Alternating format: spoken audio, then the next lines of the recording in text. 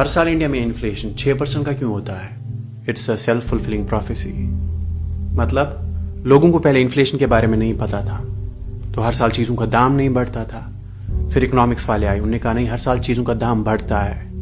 लोगों ने सोचा शायद सच में बढ़ता होगा तो हम भी बढ़ाएंगे, तो सब लोग 6% से इन्फ्लेशन करने लगे।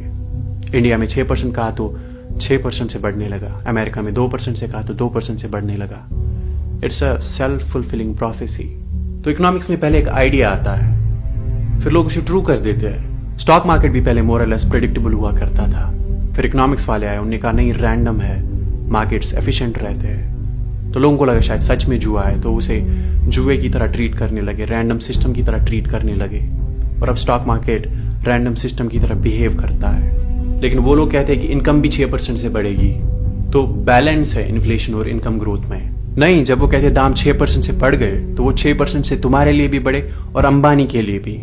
लेकिन जब वो कहते हैं कि इनकम ग्रोथ भी 6% है, तो वो अंबानी के हजारों करोड़ और तुम्हारे 5,000 रुपये का एवरेज ले लेते हैं, जबकि हकीकत में तुम्हारा 1% से भी नहीं बढ़ा। लेकिन इन्फ्लेशन 6% तुम पे भी लागू है।